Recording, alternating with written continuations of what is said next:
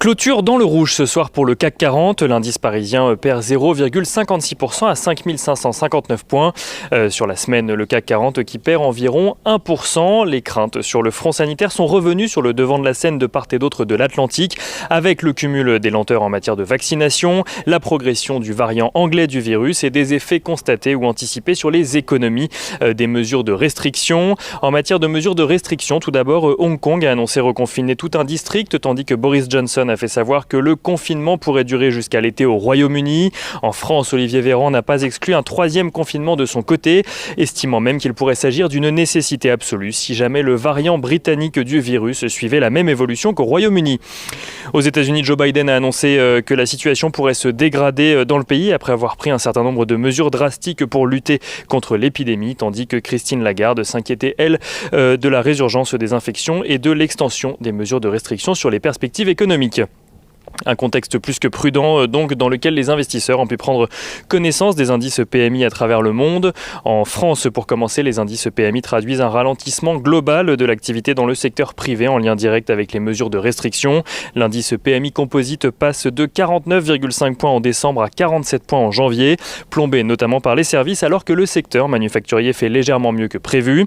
En zone euro, en revanche, tout comme en Allemagne, le recul des indices PMI composites, eux aussi en lien avec les mesures de restriction, traduisent un recul global des services et de l'activité manufacturière, même si cette dernière résiste mieux. Le PMI de la zone euro en janvier passe de 49,1 points en décembre, donc à 47,5 points en janvier, et celui de l'Allemagne passe de 52 points en décembre à 50,8 points en janvier. Aux États-Unis, en revanche, les indices PMI ressortent plus élevés que prévu. L'indice PMI composite atteint 58 points, avec dans le détail un PMI manufacturier à 59,1 points et un PMI des services à 57,5 points. Du côté des valeurs à présent, aux États-Unis, tout d'abord, Intel affiche un chiffre d'affaires supérieur aux attentes. Le géant des puces électroniques affiche une croissance de 8% de son chiffre d'affaires annuel à 77,9 milliards de dollars. Une croissance notamment portée par l'augmentation de la demande en ordinateurs en raison du travail à domicile. IBM publie de son côté un chiffre d'affaires trimestriel inférieur aux attentes. Le groupe fait face à une baisse des ventes de logiciels, souffrant notamment de la réticence des clients à s'engager sur des contrats de long terme en raison de l'incertitude actuelle. Et on notera également que Schlumberger annonce de son côté un chiffre d'affaires et un bénéfice ajusté trimestriel en hausse grâce à une réduction des coûts mais aussi à une reprise de la demande en simultané.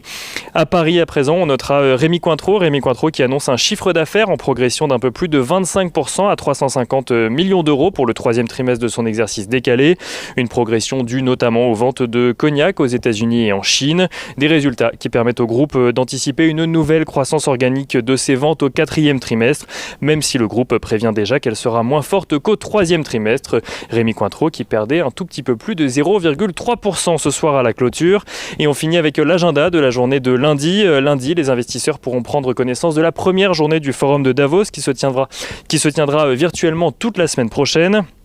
En matière de statistiques, les investisseurs prendront connaissance de l'indice national d'activité de la Fed de Chicago pour le mois de décembre. Et côté entreprise, les investisseurs pourront prendre connaissance du chiffre d'affaires annuel de ID Logistique.